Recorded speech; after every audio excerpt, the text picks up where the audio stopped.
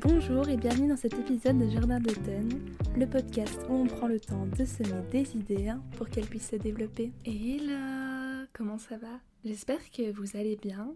Moi, ça va plutôt pas mal et récemment, j'ai réfléchi au fait que justement, aujourd'hui ça va, mais il y a quelques mois, ça allait pas du tout. J'ai eu un mois d'avril, un mois de mai qui était vraiment très compliqué au niveau mental, au niveau psychologique. C'est une période qui a été vraiment difficile pour moi et regarder comme ça quelques mois en arrière et de voir que aujourd'hui tout va bien dans ma vie, je me sens bien, j'ai plus tous ces problèmes-là, c'est quelque chose qui fait du bien. Et c'est aussi me dire que la Kat de cette période-là, ça lui aurait fait du bien de savoir que ça irait mieux. Et quelque chose qui m'a aidée justement à aller mieux, c'était le fait de chercher de l'aide. C'est de ça qu'on va parler aujourd'hui. C'est un épisode de la série Être là pour soi. Et être là pour soi, parfois justement, ça requiert d'avoir d'autres personnes qui sont là pour nous. Ça requiert d'aller chercher vers l'extérieur parce qu'on n'est plus capable tout seul de gérer ce qui se passe. Et je me suis dit que ça pouvait être vraiment un chouette sujet d'épisode parce que on sait pas toujours vers qui se tourner. Quand on va pas bien, on sait pas toujours quelle démarche on peut faire. Et c'est pas facile du tout. On en a parlé dans le dernier épisode sur la vulnérabilité, c'est pas facile du tout de se montrer vulnérable envers quelqu'un. On va discuter un peu de tout ça aujourd'hui. Je pense qu'il y a beaucoup de personnes, quand elles vont mal, elles ont tendance à se refermer sur elles-mêmes et à repousser un peu les personnes autour d'elles. Moi, je fais partie de ces gens-là, c'est pas quelque chose qui est facile. Si t'écoutes Jardin d'automne, tu sais que c'est vraiment quelque chose avec lequel j'ai du mal. Pourtant, c'est vraiment important de savoir quand demander de l'aide et de réussir à le faire.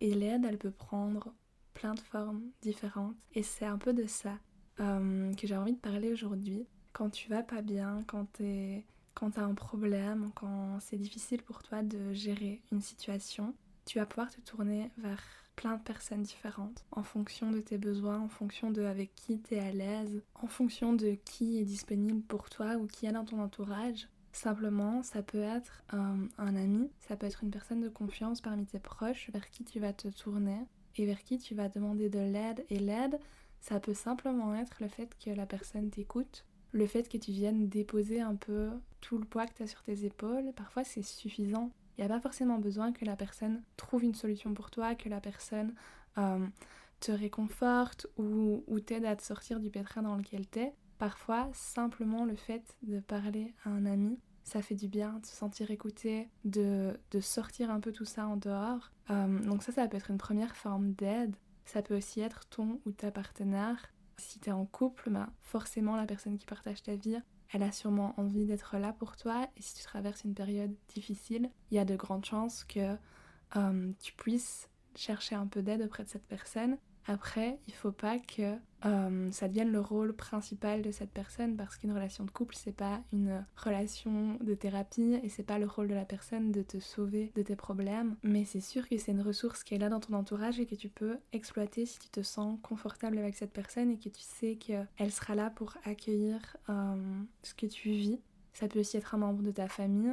Si tu as de bonnes relations avec tes parents, tes grands-parents, tes frères et sœurs, tes oncles et tantes, peu importe, s'il y a une personne dans ta famille vers laquelle tu sens que tu pourrais te tourner, il faut pas hésiter. C'est rare que les personnes envoient balader si tu demandes à quelqu'un pour parler de quelque chose qui te pose problème, pour parler d'une situation, pour poser des questions. En général, tes proches, ils vont être là pour toi, ils vont essayer d'être à l'écoute, ils vont peut-être pouvoir te conseiller pour aller chercher de l'aide ailleurs s'il y a besoin. Et c'est peut-être plus facile de parler à quelqu'un qui te connaît déjà, qui connaît déjà beaucoup de choses sur toi, plutôt que d'aller parler à un inconnu, à une personne qui est un peu plus extérieure à ton cercle. Mais ça aussi, c'est une possibilité, on ne se rend pas compte, mais il y a plein de personnes qui gravitent autour de nous, vers qui on peut demander de l'aide, vers qui on peut aller.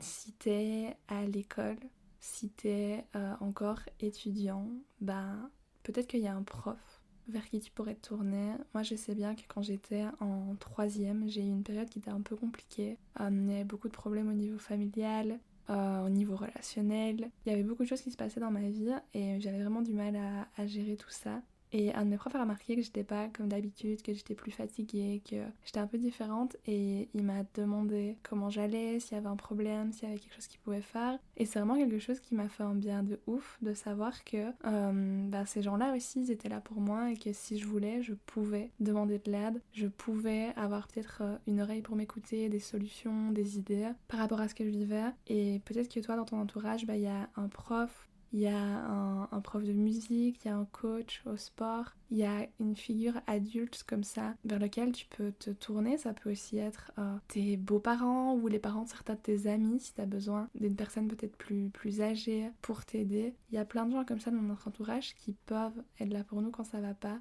et qui peuvent parfois bouger des montagnes pour nous aider et vraiment faire la différence. Je te laisse un peu réfléchir aux personnes autour de toi qui sont là pour toi, qui peuvent t'aider. Je suis sûre qu'il y en a et c'est aussi des personnes que tu peux mobiliser en cas de besoin, vers qui tu peux te tourner.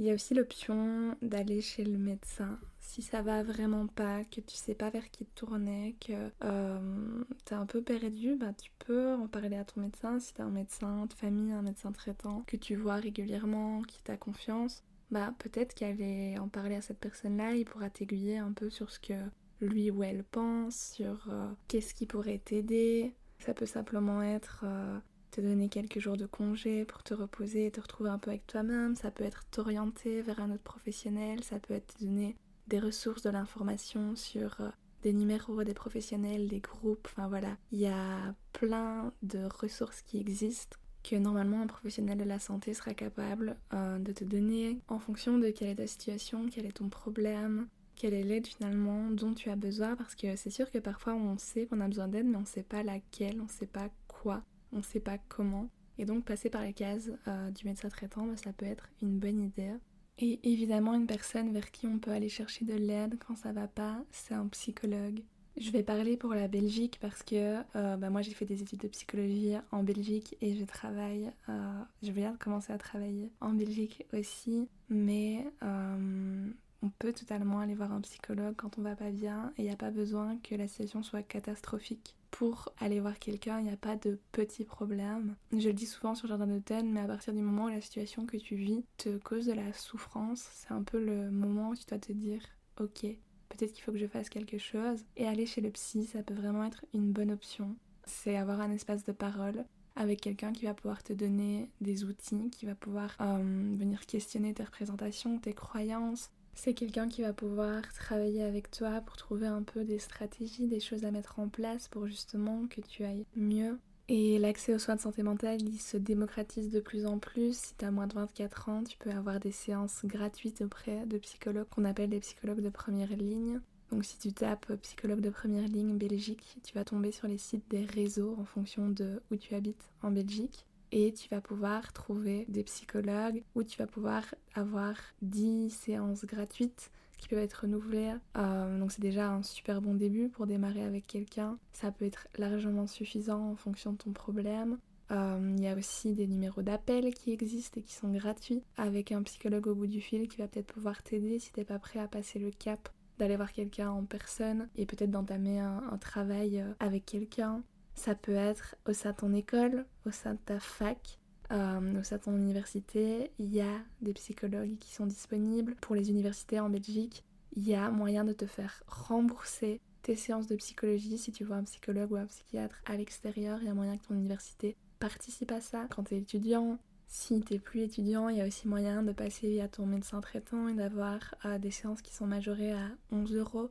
Ça reste un coût, mais c'est pas non plus excessif pour essayer de prendre soin de soi. C'est le prix d'un McDo. Peut-être que parfois il vaut mieux se mettre ce prix-là en investissant dans son bien-être. Il y a aussi des groupes de parole qui existent, qui sont animés par des psychologues, qui peuvent être une option pour aller chercher de l'aide, aller chercher de l'information. Trouver un psy, c'est pas quelque chose de forcément facile, je le sais de ma propre expérience parce que du coup, la période dont je vous parlais au début de l'épisode, d'abord je suis allée chercher des amis, mais je me suis rendu compte que j'avais besoin de plus que ça, j'avais besoin vraiment de pouvoir parler librement avec quelqu'un que je connaissais pas forcément, qui n'avait pas d'a priori sur moi de représentation de qui j'étais, de ce que je faisais, etc. Donc je me suis dit que j'allais avoir un psy. J'avais déjà été voir un psy il y a 2 ans, quand j'avais commencé à faire de l'anxiété, et ça m'avait pas du tout convenu. J'avais fait 2 rendez-vous avec un psychologue, et bah forcément en faisant des études de psychologie, j'ai des attentes sur la façon dont ça doit se passer, sur les choses dont j'avais besoin et que je cherchais. Et là, la personne ne m'offrait pas ça et ne me correspondait pas. Donc j'avais laissé tomber. Et à ce moment-là, j'avais pas ressenti le besoin de chercher une nouvelle personne. Mais là, du coup, il y a quelques mois, je sentais vraiment que j'avais besoin et que j'avais envie de faire cette démarche-là. Et que faire cette démarche-là, d'aller chercher de l'aide, ça allait m'aider. Et donc, j'ai commencé à appeler un peu les psychologues aux alentours de chez moi. Il faut savoir qu'un psychologue, il y a plusieurs courants qui existent. Il y a plusieurs types de thérapies qui peuvent être proposées, des thérapies plus courtes, plus longues, plutôt axées sur des exercices concrets, plutôt axées sur les relations. C'est bien aussi peut-être d'un peu se renseigner sur ce qui vous correspondrait le plus, et puis commencer à appeler ou envoyer des mails au psy de vers chez vous. Le visio, ça peut aussi être une option en fonction de l'accessibilité que vous avez pour aller chez un psychologue. Et puis voilà, prendre son courage à deux mains et appeler, essayer d'avoir un rendez-vous. Et puis une fois qu'on y va, on teste et on voit comment ça se passe. Il n'y a pas de garantie que ça va marcher directement avec la personne. Je vous encourage à éventuellement faire quand même un second rendez-vous si vous n'êtes pas sûr, mais par contre si vous sentez que c'est pas du tout ce que vous cherchiez, que vous n'êtes pas à l'aise, que vous sentez pas que ça va peut-être mener ses fruits, c'est pas grave. Vous pouvez essayer de trouver quelqu'un d'autre, vous pouvez vous renseigner, chercher autour de vous. Il y a de grandes chances que ça vous fasse déjà vous sentir mieux de savoir que vous êtes en train de faire les démarches pour avoir de l'aide, que vous êtes en train de vous bouger pour vous, et savoir que vous faites ça, c'est chouette. Moi perso, je me sentais déjà mieux de savoir que j'étais en train de faire ce qu'il fallait pour que j'aille mieux. On se laisse souvent un peu paralysé par nos problèmes, que ce soit de l'anxiété, des problèmes relationnels, des problèmes de ne pas avoir le moral, d'être déprimé, etc. On se laisse souvent un peu paralysé, on est très passif par rapport à ça. Et donc savoir qu'on est en train de faire des choses pour qu'on aille mieux, ça peut déjà nous faire aller mieux, que ce soit en parler à un ami, faire l'effort de demander de l'aide à sa famille, à ses proches, à son médecin, à un psychologue. C'est déjà la première étape en fait pour aller mieux. J'espère que cet épisode il aura pu un peu te donner des pistes si jamais en ce moment c'est une période qui est compliquée pour toi. J'espère que il t'aura aussi fait comprendre qu'il n'y a pas de honte à demander de l'aide aux autres, et que les autres, la plupart du temps, sont disponibles pour nous écouter, sont disponibles pour nous donner des conseils et peut-être nous donner des outils. Il faut savoir qu'il y a beaucoup de ressources qui existent si tu vas mal, et que tu peux toujours t'adresser à ton médecin, à tes profs, au centre PMS si t'es à l'école, au psychologue de l'université, au psychologue du travail aussi. Ça peut parfois être décourageant de pas trouver la bonne personne ou la bonne chose qui nous correspond, mais il faut pas lâcher les bras parce que c'est quand même super important d'aller bien. Et si ça va pas, c'est important d'aller chercher de l'aide. Et faire ça, c'est vraiment déjà une première étape pour aller mieux. Je vais essayer de mettre en bio, en description du podcast, des liens vers les plateformes de psychologues de première ligne, vers des lignes téléphoniques d'écoute. Si t'en as besoin, sache que ça existe et que les infos sont là. N'hésite pas à aller jeter un coup d'œil. Et même si t'as pas besoin, peut-être qu'un jour, toi ou un de tes proches aura besoin. Donc c'est des informations qui sont toujours bonnes à savoir. J'espère vraiment que ça ira mieux, la phase dans laquelle t'es, si jamais c'est pas facile en ce moment. En général, ça va mieux. Et après, quand on regarde en arrière, comme moi je le fais en ce moment, je me dis waouh, c'est fou à quel point j'étais un peu au fond du trou. Et à quel point maintenant, je vais bien. Et je suis pleine d'espoir pour la suite. Et je sais aussi à l'avenir que si à nouveau ça va pas, ça finira par aller mieux. Et à nouveau, j'insiste sur le fait qu'il n'y a pas de petits problèmes et qu'il n'y a pas besoin d'avoir vécu l'indicible, d'avoir vécu de gros traumatismes pour consulter, pour chercher de l'aide. Ça peut être parce que y a des problèmes dans ta famille, parce qu'il y a des problèmes dans ton couple, parce que tu vis une rupture, parce que t'es pas épanoui dans tes études, t'es pas épanoui dans ton travail, parce que tu sais pas trop ce que tu veux faire de ta vie. Il y a mille et une raisons d'aller voir un psychologue. Moi, finalement, quand j'ai vu la psychologue, ça allait déjà mieux. Et on continue de se voir pour l'instant parce que c'est intéressant, ça me permet de parler de plein de choses desquelles j'ai jamais forcément parlé avec quelqu'un. Et voilà, d'avoir une nouvelle réflexion, une nouvelle perspective, alors que tout va bien dans ma vie et pourtant j'y vais quand même. Et pour moi, il y a plein de choses à apprendre et à apprendre, donc c'est bénéfique. Il Il n'y a pas besoin que tu sois dans une grosse dépression, il n'y a pas besoin que tu fasses des énormes troubles anxieux, que tu ne saches plus sortir de chez toi. C'est justifié de vouloir aller voir quelqu'un si ça va pas trop, même si t'as pas l'impression que tes problèmes sont aussi importants que ceux des autres. Je te fais des gros bisous, je te souhaite vraiment de prendre soin de toi, de faire attention à toi et de pas avoir peur d'aller chercher de l'aide. Il y a des gens qui sont là autour de toi et qui sont prêts et qui sont là pour ça. On se retrouve dimanche prochain pour un nouvel épisode. À bientôt. Merci d'avoir écouté cet épisode du podcast. J'espère qu'il fera un bout de chemin avec vous. On se retrouve tous les dimanches pour un nouvel épisode. En attendant, n'hésite pas à suivre le podcast sur Instagram @jardin d'automne et à m'y faire tes retours. À bientôt!